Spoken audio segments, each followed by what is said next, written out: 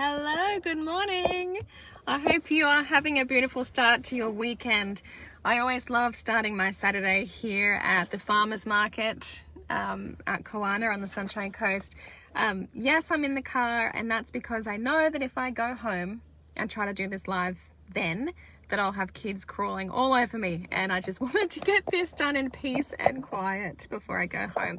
So yes, this is the part 2 of the Q&A because we didn't get all of the questions answered the other night with Kirsty.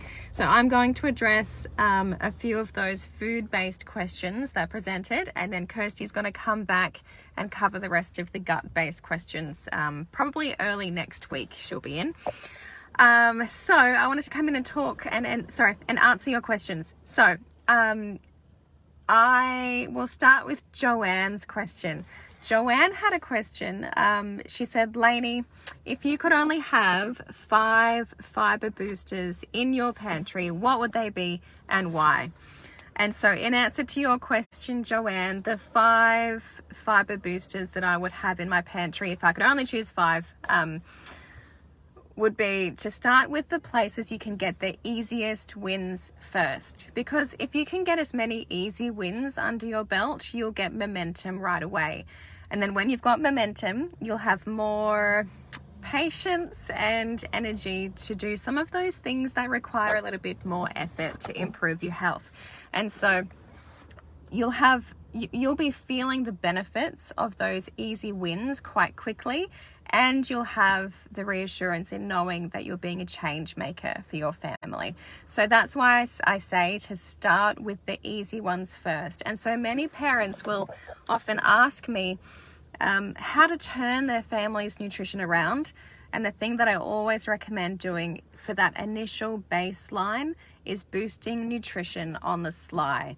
So changing things that they don't even notice. And so doing simple swaps for one, and then boosters is the second. And the question that you've asked me today is about the boosters. So I'll skip the simple swaps and go straight to the boosters. And don't knock the basics either. So you'll notice that some of these 5 that I'm going to mention, you're probably already going to have some of them in your pantry, and that's fantastic. So the first one is cinnamon. And I say cinnamon for a few reasons. One is because it's delicious and it's so easy to get in, and it's so versatile to fit into so many things. Our kids won't touch their porridge or their banana smoothie until the cinnamon has gone in. So the kids don't see it as like a nutritious fiber booster. They see it as a basic add-on, like they would honey or some other delicious thing that kids like adding to their food. And so what we'll find is that it also increases the sweetness of the meal you're having without having to add a sweetener like honey or maple syrup or anything like that. It's going to give that subtle sweetness. It also has that multi-pronged health benefit to our bodies as well. So it's not just a great fiber booster, but it's also very effective at evening out our blood sugar so that we don't get those spikes and troughs in our energy levels. But it's also loaded with phytonutrients. And so what we want to have is as many of those phyto-based or plant-based antioxidants in our system as possible, because that is going to reduce our inflammation and reduce our risk of disease. And you actually don't need a whole bunch of cinnamon to see some great health benefits. Often we think that we need to have heaps of a certain thing to be able to see the health benefits, but cinnamon is one example where you actually don't need a whole lot to see benefit. So some studies have shown that between half a teaspoon and 2 teaspoons, I know that's quite a big difference, but that's what the studies are saying, between half and 2 teaspoons a day, and we see a potent anti-diabetic effect. And that's because of the effect on those blood sugar levels. So yes, cinnamon is a great go-to for the fiber booster in answer to your question, Joanne, but make sure it's that Ceylon cinnamon. So I know that we've spoken about this briefly. Oh, actually, no, we didn't. We haven't spoken about this. So let me quickly cover off a couple of reasons why you want to reach for that Ceylon cinnamon instead of the more common cassia cinnamon.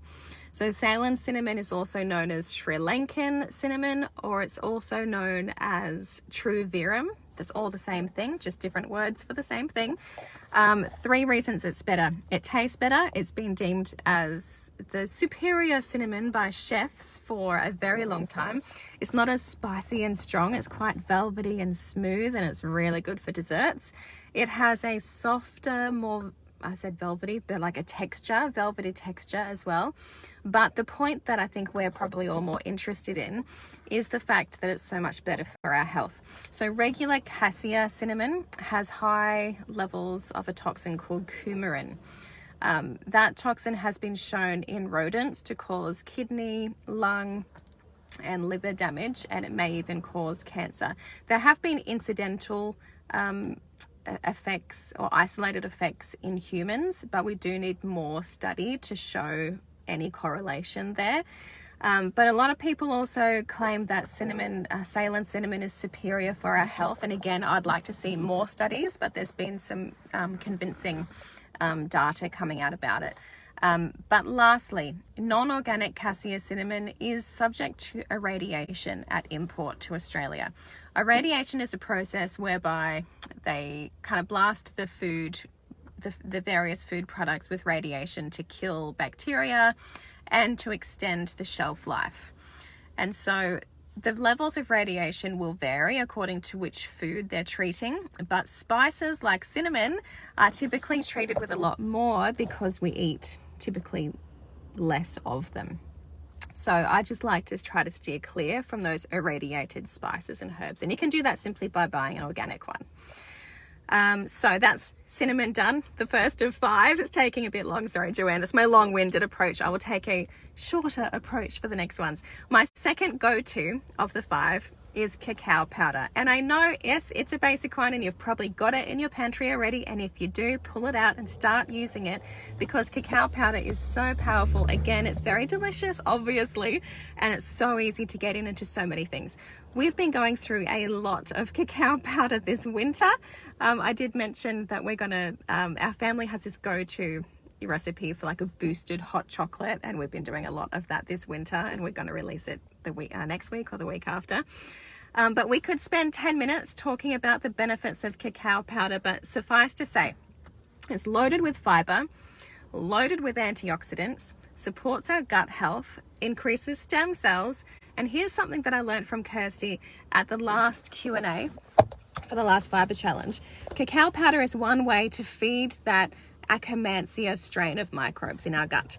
And if you remember, that Akkermansia strain is the one that's been shown to be extinct in so many people with type 2 diabetes. So that's one way that we can reduce our chances of those types of health complications down the track. If we're looking at different foods to feed those different types of microbes in our gut, then it's going to be a powerful approach to ensuring that we have great health down the track. So we add it to porridge to have chocolate porridge. That's a go-to in winter with some yogurt. So good. Obviously, like I said, we have our hot chocolate. We have our chocolate muffins. We've got our chocolate chia pudding, which I actually had this morning in the car. With chocolate smoothies is another great one as well.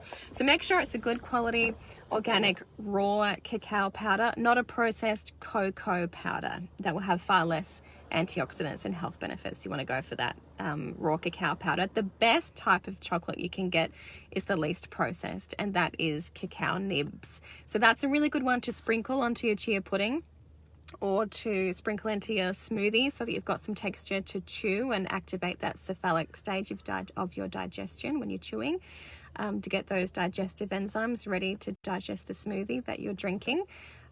Often we can down our smoothie real quick without giving our body a chance to get ready for it. So by chewing something crunchy in it, like the cacao nibs or some seeds that you can sprinkle in and mix in afterwards, then it gives our body the best chance to get the goodness from it. So make sure that you're not negating all the great benefits of your cacao powder by loading it up with sugars or other fructose-based sweeteners. So one way that we have found success in doing that, especially for our boosted hot chocolate, because the kids, and let's be real, like I have a sweet tooth as well, and it's something I used to have a legitimate chocolate addiction. I think I mentioned that to you guys the other day. So it's been a work in progress for me to reduce the sugar in my diet. And so one way that I've done that is I've found that monk fruit powder, as opposed to stevia, I tolerate the taste of so much better. I find stevia has that weird aftertaste that I don't like very much, but monk fruit powder doesn't seem to have that for me. So I find that I can reduce a quarter cup of sugar in, say, a cake or something with 1 teaspoon of monk fruit powder. I also use lucuma powder to do that as well. It's not super sweet, but it has that subtle sweetness, and of course it's loaded with fiber. So that's actually my number 3 of Joanne's requested 5 go-to fiber boosters. So it's cinnamon, cacao powder, and the third one is actually lucuma. And lucuma is going to work hand in hand with that cacao powder. So I did make a little bit of a mistake in the video. Originally, I said 1 teaspoon of lucuma powder had 4 grams. It's actually 1 tablespoon is 4 grams, and I'm sorry about that, but it is reflected accurately in those fiber posters that are available to you in the challenge.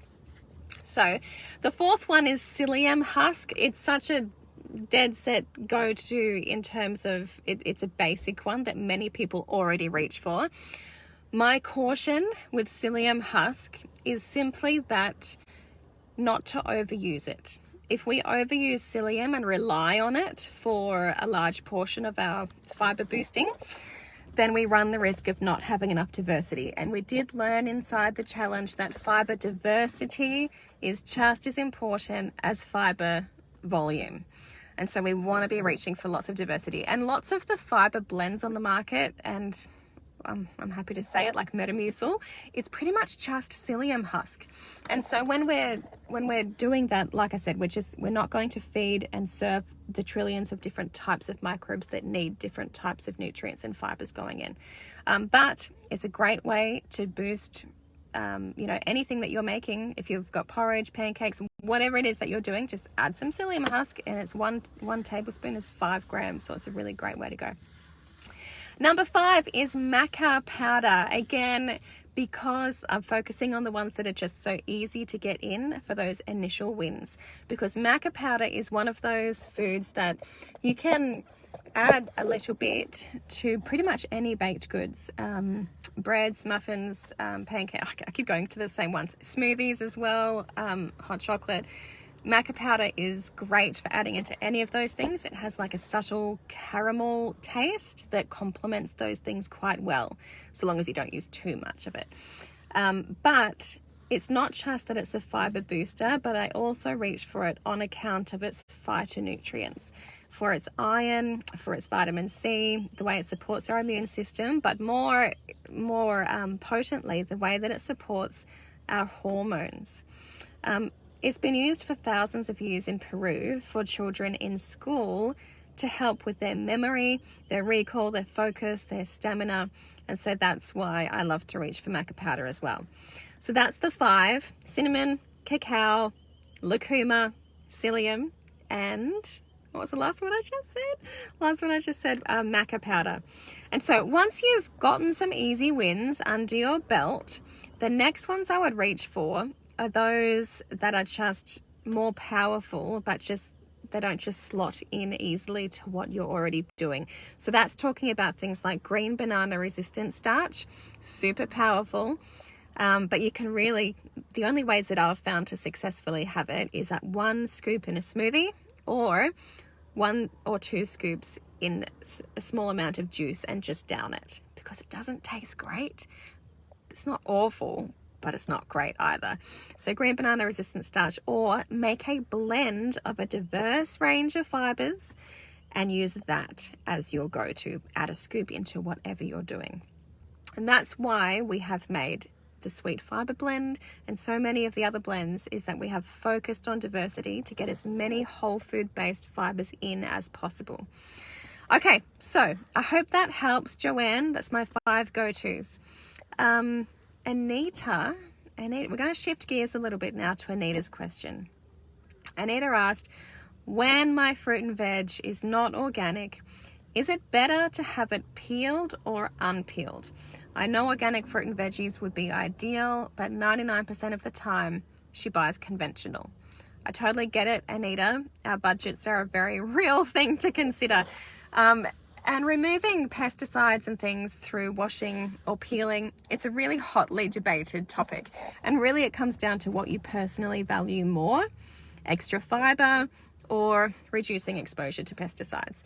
But I'm going to share an alternative method with you in just a minute that helps you achieve both. But first, I just wanted to touch on the fact that in an ideal world, of course, we would all have easy and affordable access to local, organic, freshly picked produce every week.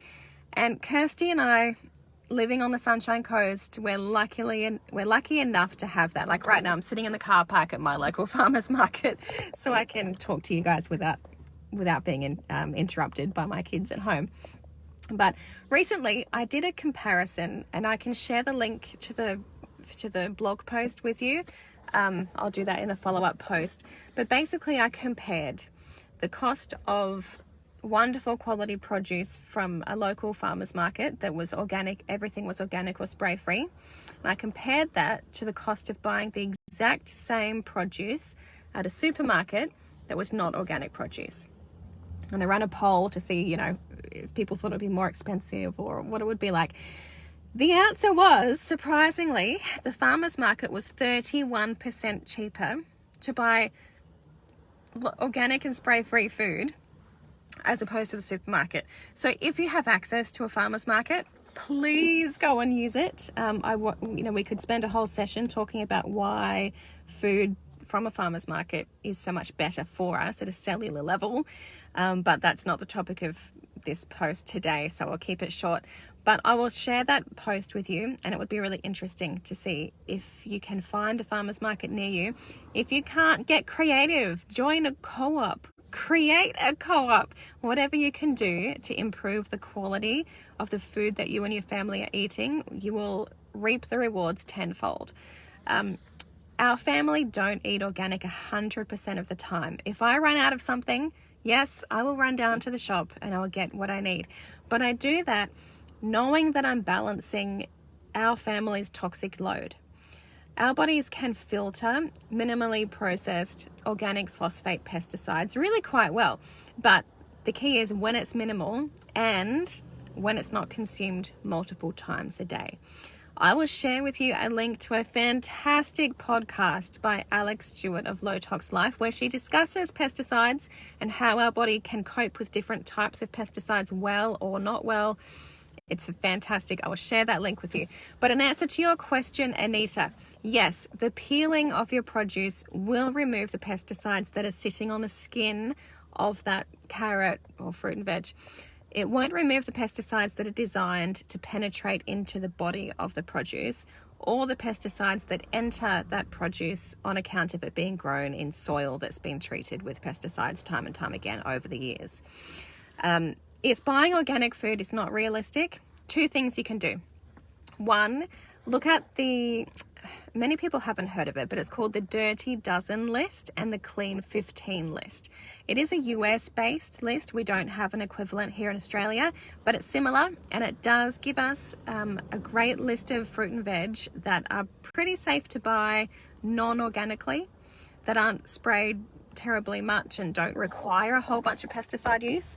And then there's a Dirty Dozen list that absolutely just get slaughtered with pesticides.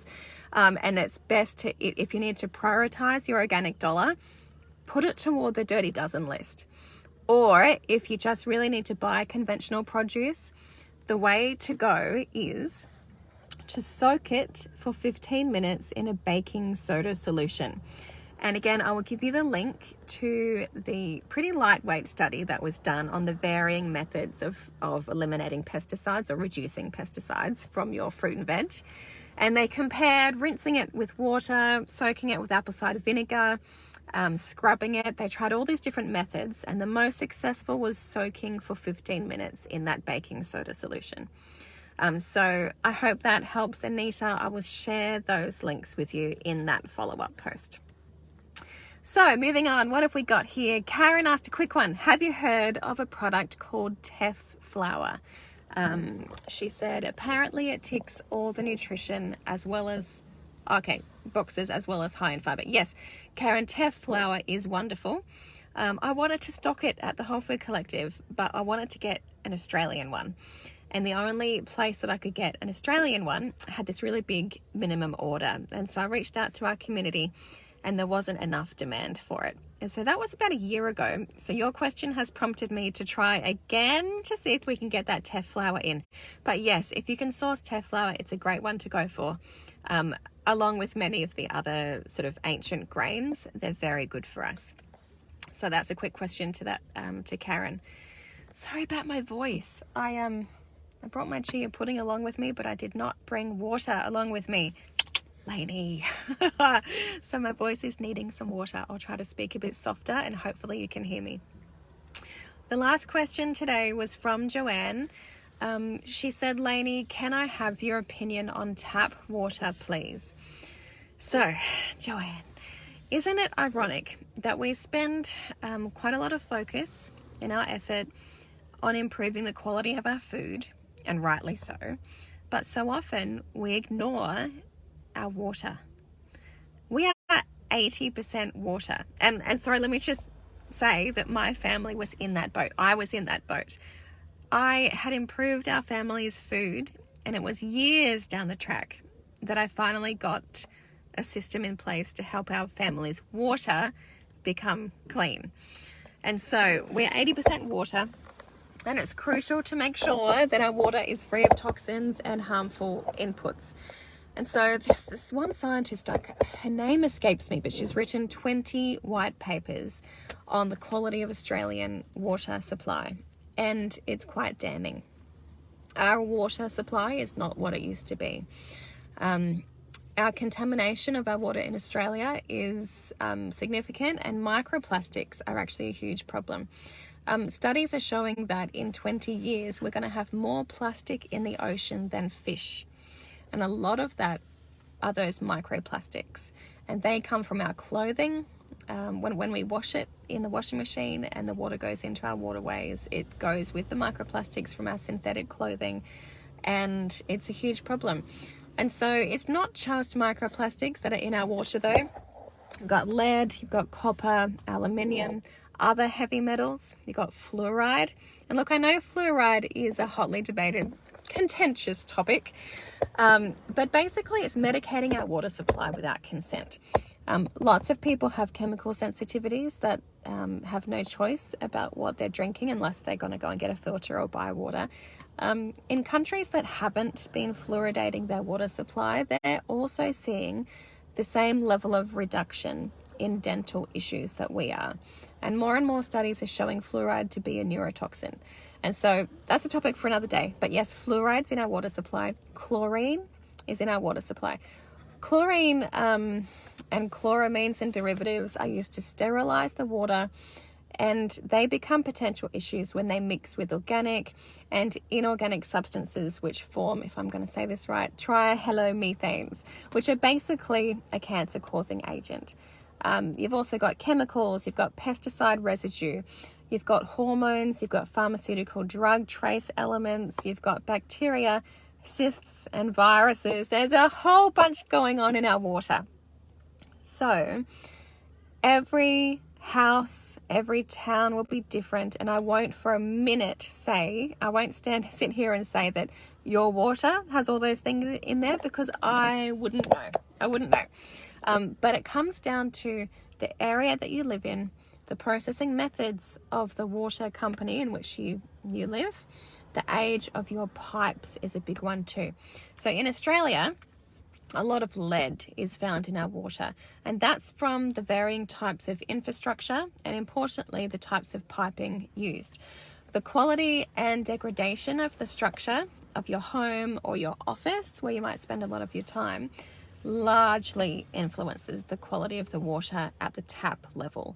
And so, yes, our water is tested at the processing plant, but by the time it travels through all those pipes in the town and then travels through your house pipes, the resulting water can be very different to what it was at that processing plant, and that's because of those pipes. So pre-World War II homes often have lead and copper piping, and that leads to those high levels of lead being detected in the water. So it would be really fascinating for all of us to get a home testing kit and test our water to really see, just like Kirsty says about our gut, test, don't guess. So yes, you can definitely tell that I'm a fan of water filters. And the one that our family uses is one called Waters Co. We recently did a big group buy at the Whole Food Collective so that so many of us could access it for a better price. We may do that again down the track. We were talking about doing it in November this year, but we'll see. No promises there. But I will post a link to an interview that I did with Scott from Waters Co. Because he knows a lot about the state of water in our country, and it was fascinating to listen to that. So I will put the link to that as well. So guys, I think that's all of our questions done. If I have missed your question, I'm sorry. Please feel free to post it again in the group or put it in the comments here, and I'll be sure to come back to it and answer your questions. I hope you have a wonderful weekend. We are hoping to go camping. There's a few variables in the mix, but we shall see how we go. It's been great to see so many of you jumping on and using your Fiber20 coupon code that saves you 20% on all those powerful fiber-rich blends. That's available to you until Monday midnight. And so are all the videos for binge watching, and the ebook download is all free until midnight Monday. So I hope you have a beautiful day. I'd love to hear what you're doing. I'll see you later. Bye.